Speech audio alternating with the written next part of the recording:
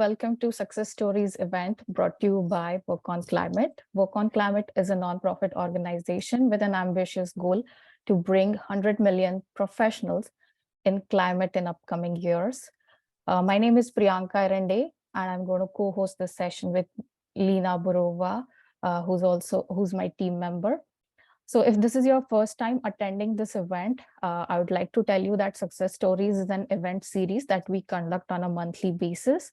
We invite technical and non-technical professionals from various backgrounds who have made their journey into climate work. So this is a good opportunity for all of us to learn from their journey, what hurdles they faced, and how did they overcome, etc. So without further ado, let me welcome today's panelists. We have two guests today, Anna Mowat. She's a renewable energy solution consultant at South Pole. She's a RE professional based in San Francisco Bay Area, and she has over 5 years of experience in clean energy industry. She has built and led an energy efficiency startup, Hestia Technologies, which she developed while originally working as a researcher and in a physics lab. Before moving to California, she spent 3 years working in APAC region, both in sustainable development and civil society sectors. Anna holds a bachelor degree both in physics and environmental science. The another panelist we have is Mira Nagarajan. She's currently working on strategy and commercialization at Origin, a company that is creating a platform for lime-based carbon removal. So prior to working at Origin, she worked in the strategy and consulting software space, which helped her to get introduced to the corporate side of sustainability and spurred her interest in carbon removal. So I welcome you both, Lena and Mira, Anna and Mira, sorry, and we are very happy to have you here. Great to be here. Thanks. Yeah. Thank you for the introduction. Sure. So can you please tell us a little bit more about your current job role and your company? And we would also like to understand how it is a climate role. Maybe Anna, you can go first. Sure. So I work at South Pole within the renewable energy team. South Pole, it's a large consultancy, 1,000+ people worldwide. So there's other teams that they do like biodiversity, carbon credits, greenhouse gas accounting, but I specialize in renewable energy. And what that means is that I work with clients, and all the clients are corporations, to help them figure out how to get to 100% renewable energy, whether that's through renewable energy certificates, power purchase agreements, on-site solar, or like green tariffs. And we do that globally. So we cover any market they're in, whether that's Korea, Mexico, or the US. And we also do implementation work as well. So it's like if a corporation wants to actually sign a power purchase agreement, which is typically it's like an 8 to 15 year agreement between a corporation and for example, solar developer. It can be any renewable developer, but just think like a large field of solar panels. They can agree to supply the energy for the next 8 to 15 years, and it ensures cash flow for the solar developer. We would actually facilitate the contract and sometimes help follow up, a few years after the contract is signed to see how it's going. Okay. Mira, would you like to tell a little bit about yourself and the job? Yeah, definitely. So great, first of all, great to be here and excited to chat. My role is strategy and commercialization, and it's at a company called Origin. I think Priyanka gave a little description on the company, but we're very different than South Pole. We're a small technology company working in the carbon removal space. And we can speak more about carbon removal, I guess, maybe in the breakout sessions. But my role is strategy and commercialization, and that means everything from helping develop sort of our commercial strategy. Who do we partner with? What does our sort of project modeling and financing look like? because we're a small startup, everything in between. So helping to run some of our fundraising and talking to investors, marketing and comms, and other things as well. So really spanning the gamut of anything that touches commercialization, and how we make money is kind of within the remit of my role. Exciting. So another question for you all, you both is like, what really motivated you to work in the climate space? Mira, maybe Do you want to go start. first? Yeah, sure. I think I have kind of an interesting path. So my background is in strategy consulting, but I've always wanted to do more mission-driven work. And I was working in corporate strategy at software companies for a couple of years, but was really craving the ability to do something that had a more meaningful impact. And I kind of looked pretty objectively at sort of all the different options out there, like what would be the best career option and what would be something where I could actually add value and add to the space, which was something that was important for me. And that's how I kind of landed on climate. I've obviously, I've known about climate change and have been aware of it for many years, but I think my work in ESG made me hyper aware of the level to which things are becoming inevitable, and the level of impact that climate change is going to have. And so I think there's no shortage of opportunities, as I'm sure a lot of people on this call really have explored. When I talk to people in climate tech, they're interested in so many different things. But for me, it was really, it's both a really good career opportunity and something that is going to be really something where I could add value.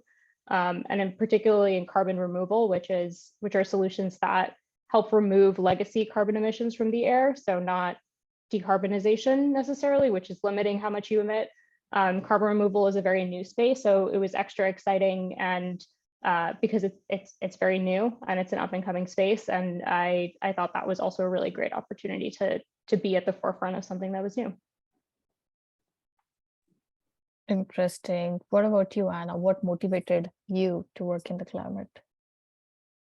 Well, I think it's been more of a my journey has been more that I keep trying to walk away from climate, but I never seem to be able to, which might sound kind of funny, but I've worked in the space since I was doing my bachelor's degree. I had the sort of very nice opportunity to get to work on some basic fundamental physics research on solar cells, and I just kept it's hard to walk away from an opportunity that's both interesting and also ethically, morally rewarding. And I kind of just kept seeing doors and pushing on it and hoping that it would open. But I think also I've been fortunate for the time that I entered the field, because when I left university, it was about a year before solar and wind, and I've always been fascinated with renewables, because I just felt like, if our entire energy system doesn't run clean, then how could we even if you switched all the agriculture and any other emissions burning systems over, you still have to switch electricity. And there are other systems that are just as important as renewables, but they always stood out to me. But the levelized cost for solar and wind became equal to fossil fuels a year after I graduated university, and it was kind of just the perfect time to move in, because people were starting to notice that, the banks were starting to notice that, insurers were moving from wanting to back coal plants to wanting to back solar, and I just felt like all the numbers are adding up, and I'm just going to keep pushing to get into this space, because I think this is where things are going to go and I want to be part of it. And the bottleneck didn't seem to be the development of solar and wind. It seemed to be, how do we talk to the people that have the money to convince them to put it into developing these projects? And that kind of continues to be where I push. Now I work with corporations, because when I was living, the last time I lived in Asia, the corporations in the US and Europe who are telling their supply chains in Japan, Korea, China, et cetera, hey, we want you to go net zero and we'll pick other suppliers over you if they go more net zero or carbon neutral, whatever tagline it is. They were pushing some of these countries more than the governments were able to. I guess it's kind of a tangent response, but yeah, I don't know. I just can't seem to walk away from it. And it's nice to go to work and, you know, be excited about the effects of what you're going to do at the office that day. Interesting. So yeah, these days we do see that private organizations as well as governments are coming up and encouraging the entities to become, you know, more carbon neutral, use the renewable energy and etc. So of course we all think, I think rather it's a good time to be in climate, but what is your opinion, or what you have been in climate for more than 5 years or so. So what changes in terms of encouragement have you seen in the space? You know, is it a good time for people to enter? What is your opinion on that?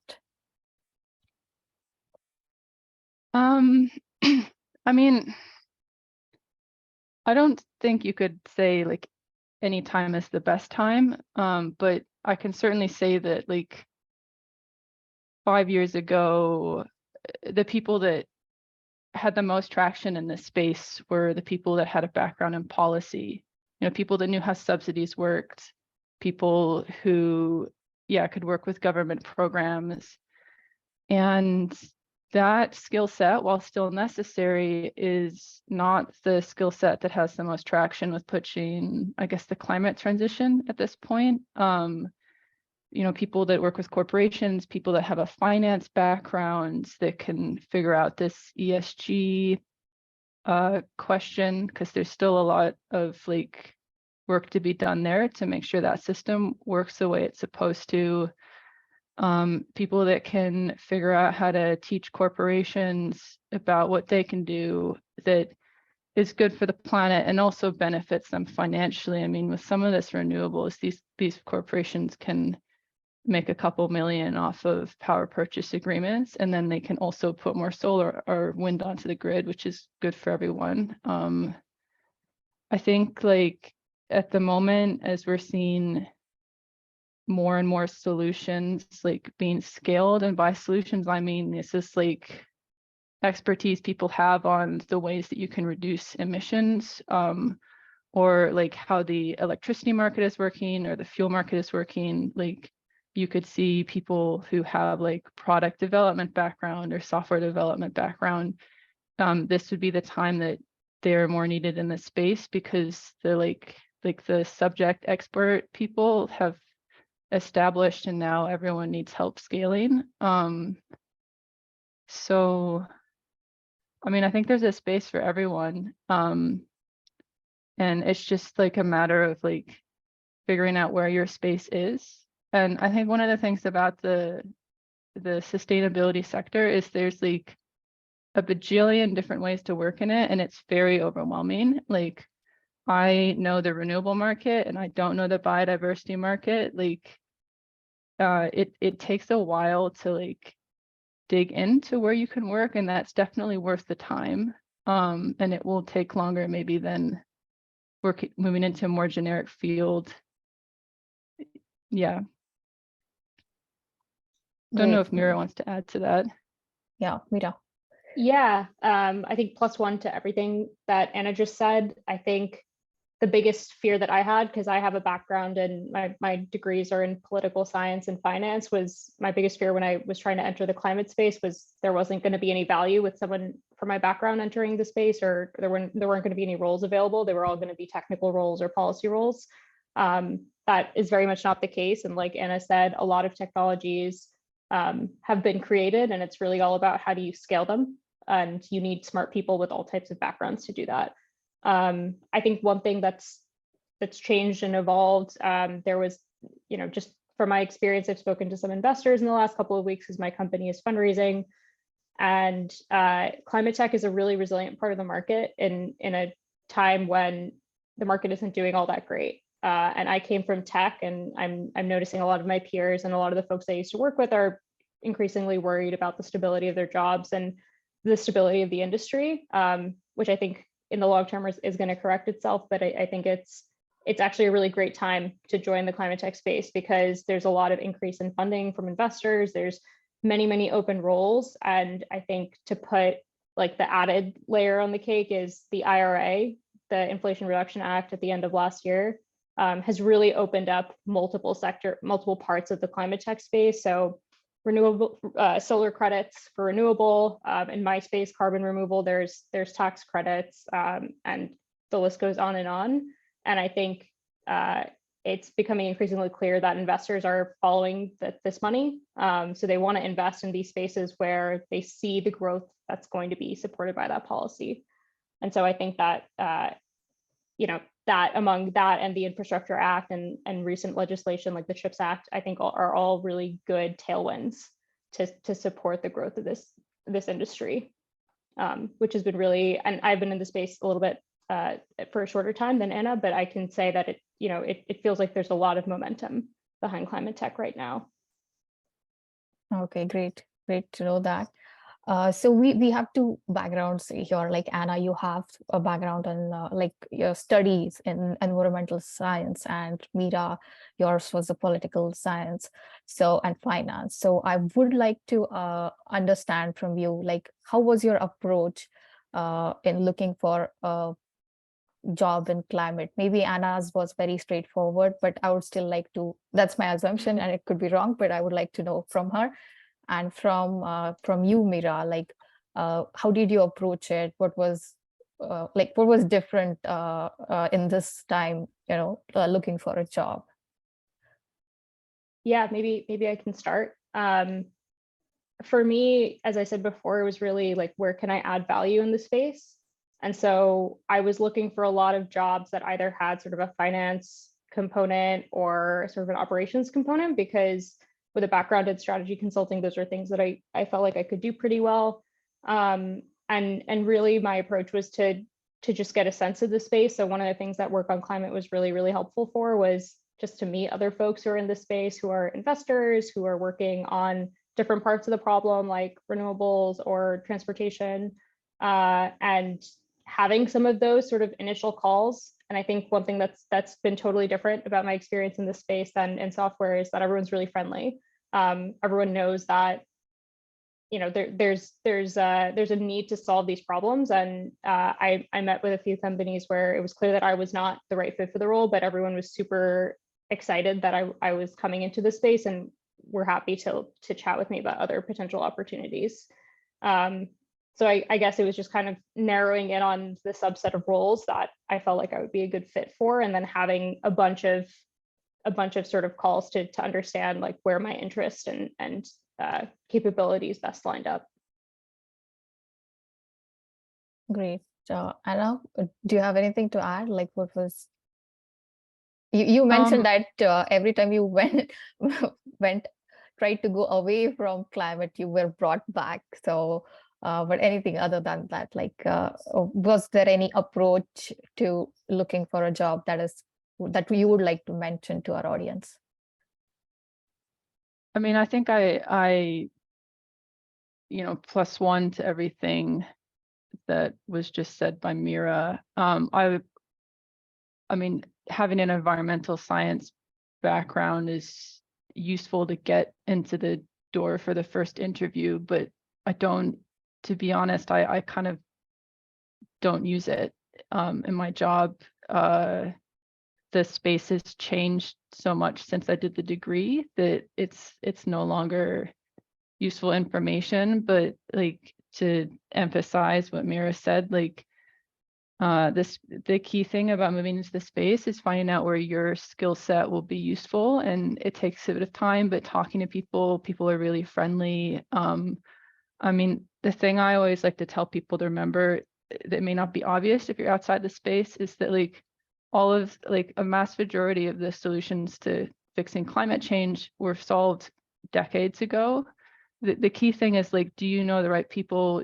Can you figure out how to influence the human behavior? Can you make the right connections?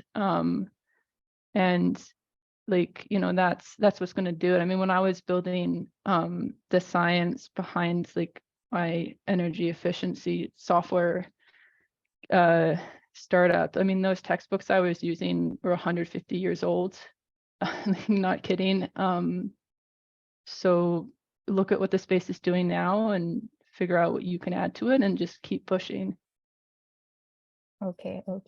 So I'm going to pause it for a little bit here, and I want to remind our audience that if you have not introduced yourself and have not given, the background information, please do so. It is going to help us match you up in the breakout session. So please put in the chat about what you're working on or what's your background like, and it will help us match you. So, okay. So next question for both of you is, you have been in climate for some time now, and what common misconceptions people have for people who are working in the climate? Like if you meet somebody outside climate and you're like, sometimes what I have heard is like about the pay scale or kind of work, it's like working outside 24/7 kind of thing.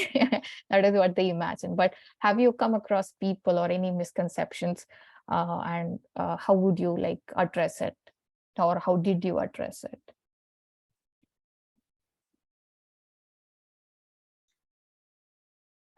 Yeah, I'm happy to start. I think one misconception that I had was that everyone who was working in the climate space was kind of like this tree hugger stereotype, people who are super passionate about sustainability. And yeah, I won't say more about the stereotype, but I think folks kind of understand that. And I don't think that's true at all. I think there's a lot of people from a lot of different types of backgrounds that are working in the space.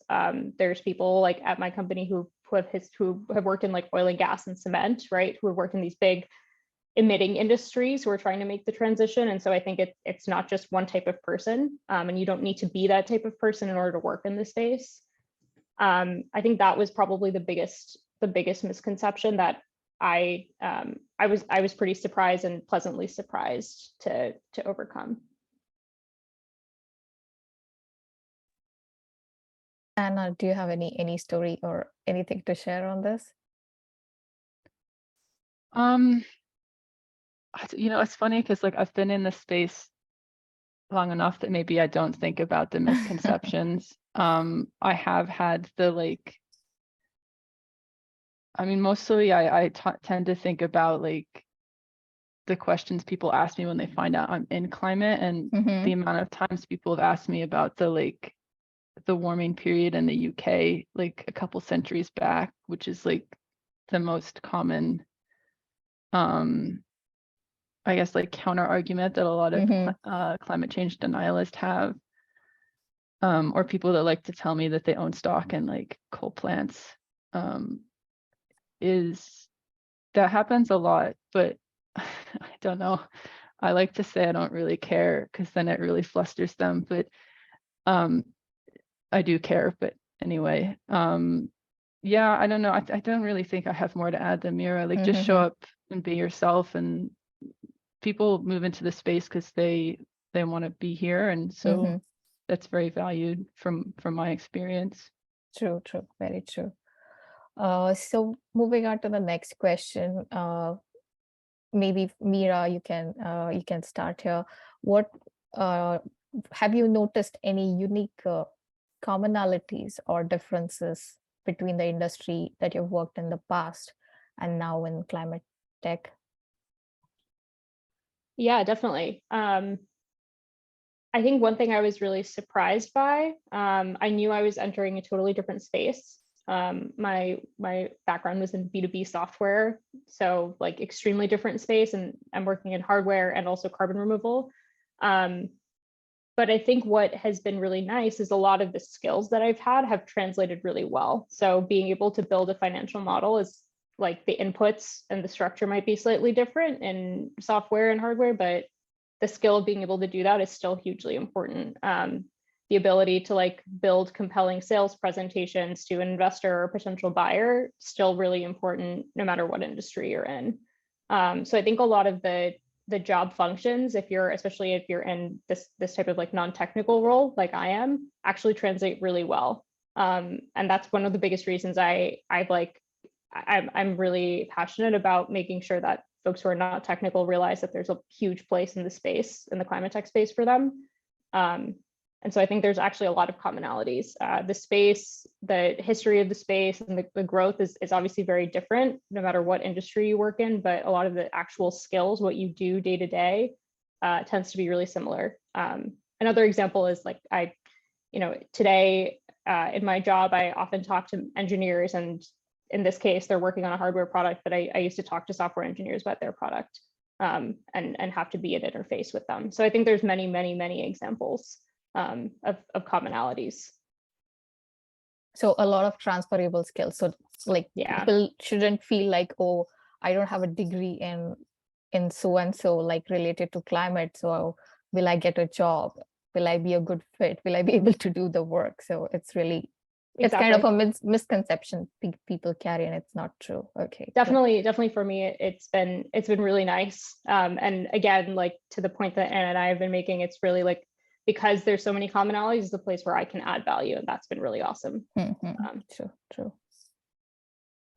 So did work on climate, since we are from work on climate, we would like to know, did it play any role in your getting the job or search, or connecting with people, and also what would you advise people, like how do they maximize the use of their community or their connections to get into climate?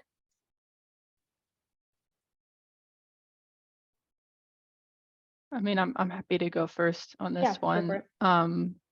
So I think for me, well, to give you a bit of background, yes, I've been in the climate space the last 5 years, but I left my home in Hong Kong last year and moved to the US, where I had no professional network at the time and had to build that out to get a job here. And working climate, it was useful for a few ways. I think it's nice to just have the buzz going on that other people are getting jobs, and the sort of seeing that. I do find some of the channels a little overwhelming, but the one that I have used the most is the I Got a Job channel, because I felt like people's descriptions of what their job posting actually was, or what the experience had been like, was the most useful. And then using that or LinkedIn messaging to try to get informational interviews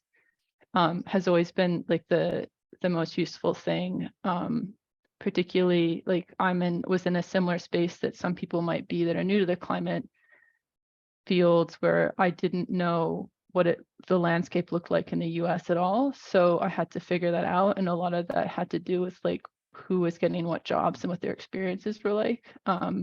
Because even working in the space, my last job was in a data analyst position at a climate foundation, which was not as renewable electricity specific as my role now. And trying to figure out what was available and what I thought I might like to work on next, it was really nice to see particularly that channel.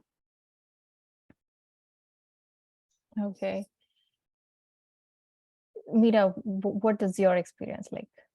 Yeah, I think similar. For me, I lacked so much context that I think it was the I Got a Job and introductions and gigs channels that were really useful, because I didn't even know what jobs were out there, what types of roles.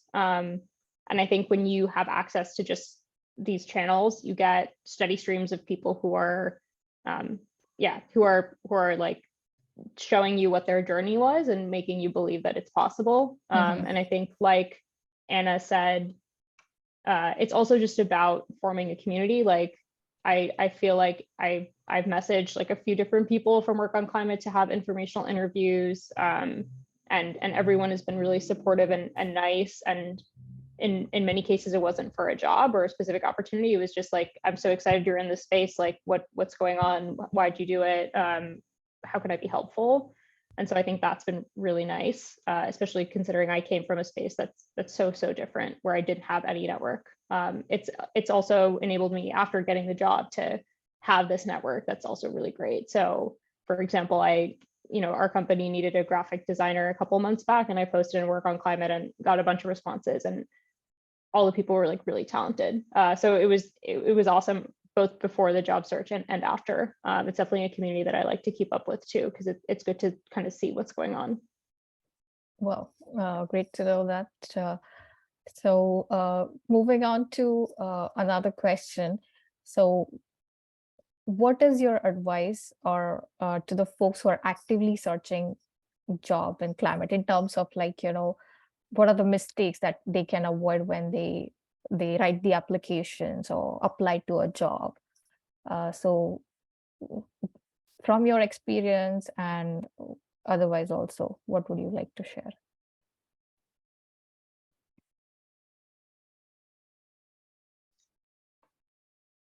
I would say one thing is just talk to as many people as you can before even looking for a job, if you're able to, if you have that privilege of time. And I say this because of what Anna said, the space is so wide. You can say, I want to go into climate tech, and there's like software companies, there's hardware companies, there's companies in the renewable space, there's carbon removal, there's so many different spaces that it's useful to try to talk to folks in those spaces. And usually my experience has been, if you ping them on Work and Climate or on LinkedIn and just say like, hey, I'm looking to understand a little bit about what this space is, just like no agenda type meetings, it's really, really helpful. And so I would highly recommend doing that. And I think as a follow-up to that, when you do get the interview, it's really important to research the space in its entirety. It's like, it was so important for me to do like an actual deep dive into the space I was really interested in before going into these interviews, because there's so many little nuances, and the technology varies really widely depending on where you're interviewing or what you want to do. So I guess those would be my pieces of advice. And also, I guess one other one is I found it really helpful on Work and Climate to look for people on the I Got a Job page who had similar backgrounds to me. So like former consultants, and just seeing how they thought about their search. They said like, oh, I'm now a chief of staff and this is how I thought about it, was really useful, because it also shows you what like the types of roles are that might be best for you, or there's sort of precedent for you to move into. Yeah, so it's like talk to people, research your space, and don't be afraid, go for it. Anna, what would you like to add? Yeah, I mean, all of the points Mira made are fantastic points. I think to give two more pieces of advice. The first on like climate tech startups. I mean, there's plenty of amazing startups out there, but like, any startup field, it's always key to try to chat with the CEO or someone very high up in the decision making. And, just because you might not have a background in climate, don't, if they can't explain their value add to you in the like 30-minute call, or even within like a 5-minute blurb, even if you don't have a background in climate, don't think that you don't understand because you don't have that background. They should be able to explain it to you, because, I mean, that's something I'd give for like any startup that you're talking to. And then on a more positive, I guess, piece of advice, a lot of these sustainability markets are in transition, because we're building them out, and they're now a lot more commercial in a good way. So when you do get to the interview stage, feel like don't hold back from asking questions and asking the person who's interviewing you, why do you guys do this? Have you thought about doing this? Because someone that would want to be hiring someone for my team, for example, we're not hiring for my team, but like in theory, like I want someone to ask those questions, because we're all trying to push the market. So if you have the opportunity to prove that you can do that in the interview. Thank you. Thank you. And coming towards the end of the session here, do you have any open roles at your company or any other company that you would like to highlight in the similar field?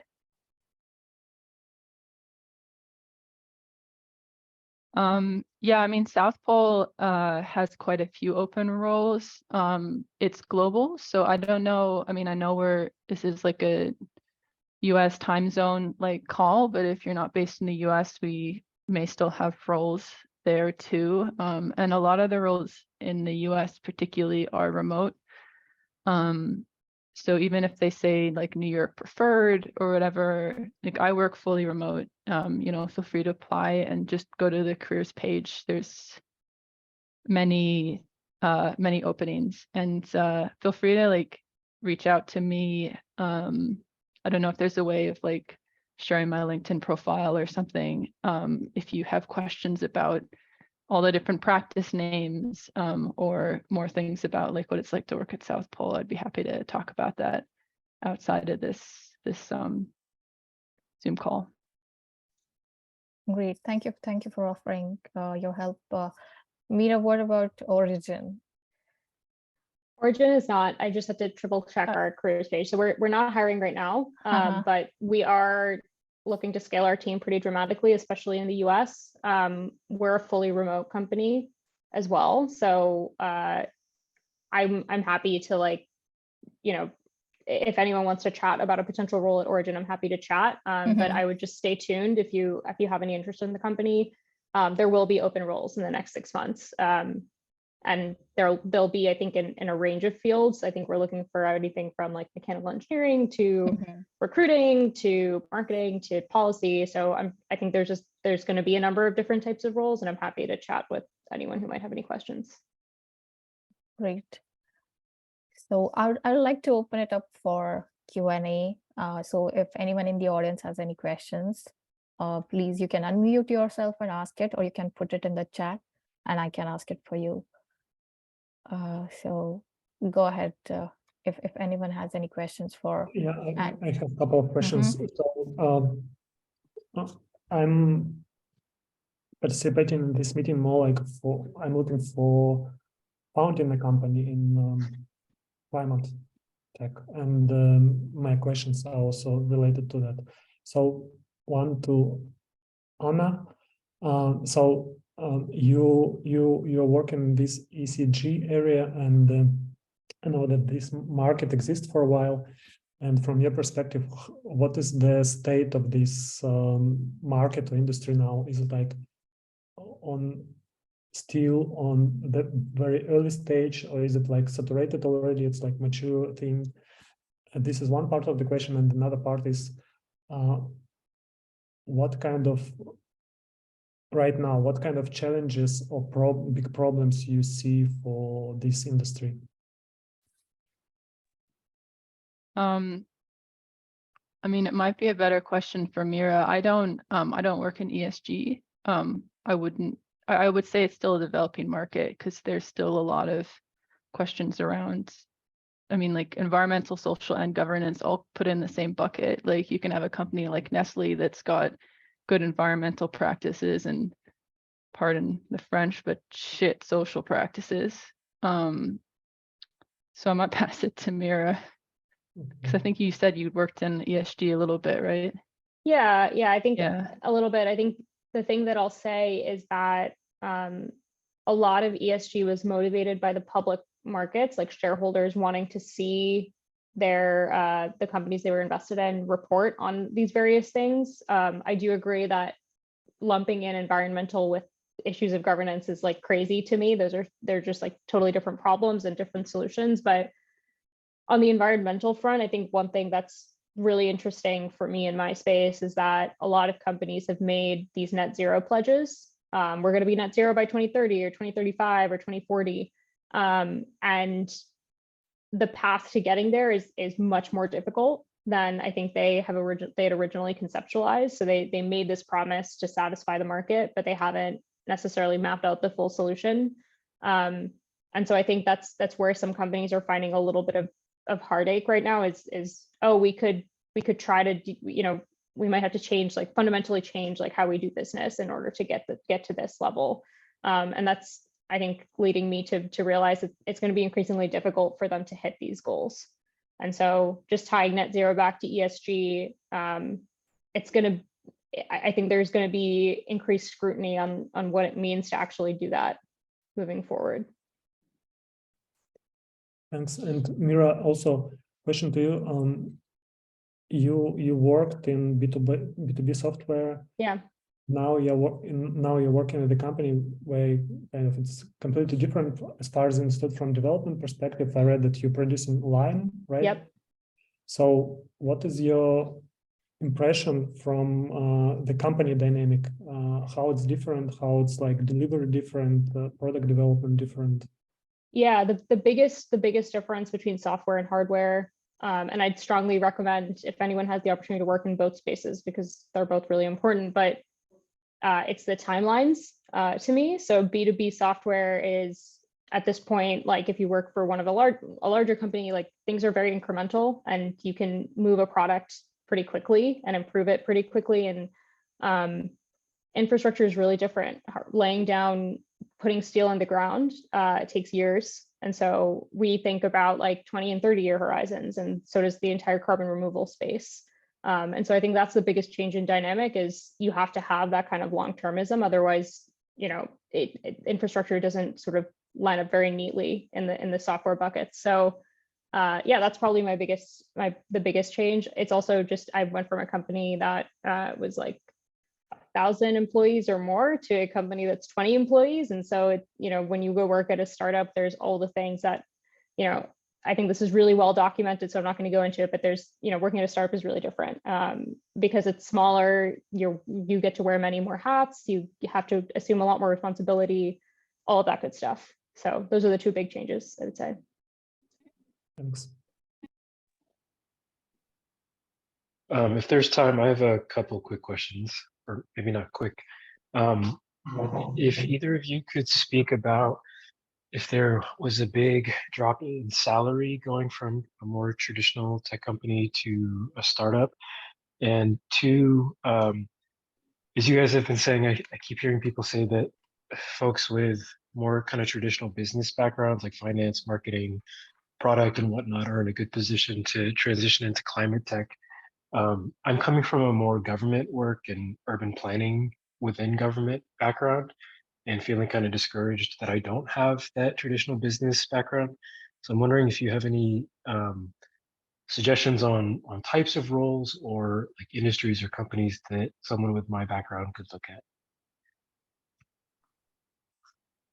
I'm happy to take this, Anna, because I just more recently moved from tech. So I think so the short answer is yes. My salary did go down. It did not go down by a huge margin. So I think that's like what you consider huge and what I consider huge might be entirely different, but I'm happy to chat more about that offline. I think just generally it's less that it's in climate tech and more that it's a startup. And in startups, your salary is just your like base salary is lower and you get better equity options because the company's restricted stock units, RSUs, because the company's private. So I think that's like the salary piece. And you just have to really believe that the company is going to work out because you have all this equity that you accumulate, or have more conviction in that. I think on the urban planning piece, I think that I can think of like a few different synergies. So one is, I think policy is really important, and how policy gets implemented and how what policy gets developed is really important. It's something that pretty much every single, even the tiniest little startups, have realized they need to have a policy presence. And so I think that's an area, if you have experience thinking about like how do you gain the trust of local government, or how do you get grants, that's one area that I think any startup would love to have you in. I also just think that urban planning, there's like a huge, I think, focus on the transportation and mobility sector. And I think a lot of it, what we've seen in this space, at least with electric scooters as the first example, is like, you can just make the technology in isolation. You really have to work and plan environments that facilitate some of these new electric technologies. And so that's just another example I can think of a space where an urban planning degree probably has a lot of value. And then the final thing I'll just say is that I think community engagement is one of the biggest reasons some solutions fail. And so I think if you have experience or if you have any interest in helping facilitate community engagement, local engagement, I think those are just 3 things I can think of off the top of my head, but I'm happy to chat more. Awesome. Thank you. Appreciate it. Thank you. We are so happy to have so many questions coming up, but due to time constraint, we can only have one last question. Maybe Kate, you want to go ahead and ask the question? Yeah, my question is just for both of you, what are the biggest pain points and challenges you're facing right now in your role or as a team? You want to go first, Anna?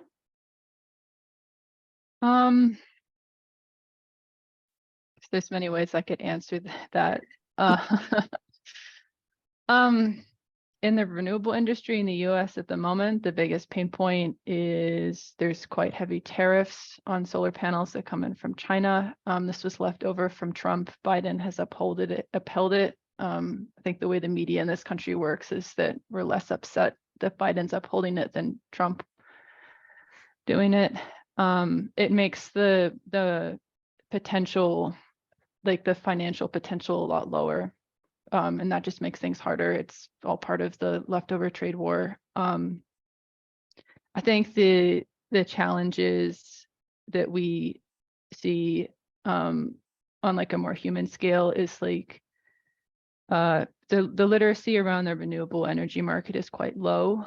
And I can get on a call with a client and they have never heard of the 3 main ways to source renewable energy before. And that's a big, that can be a heavy lift, and it can be heavy enough that you can spend a lot of time on a proposal and then they're still uncertain about like what a power purchase agreement is. And it gives them just enough pause that maybe they'll be like, well, maybe we'll start with greenhouse gas accounting when, we know that we can give them a good solution. And I would guess that's a issue with many other sectors within the sustainability field, low literacy, but I'm positive, optimistic we might get there. But yeah, passing to Mira. I think that's probably the biggest one, is just like literacy and understanding of what the magnitude of the problem is really hard to articulate. Carbon removal is like a very new space, and we anticipate that we're going to need more than 10 billion tons of carbon removal per year by 2050. And that's a magnitude that's based on us decarbonizing today. So having our emissions go down year over year, which is super unlikely to happen. And so I think convincing people that that this is important, this among other issues, like renewables are a huge part of the solution, as is carbon removal, as is like reducing industrial emissions. I think that's definitely really hard.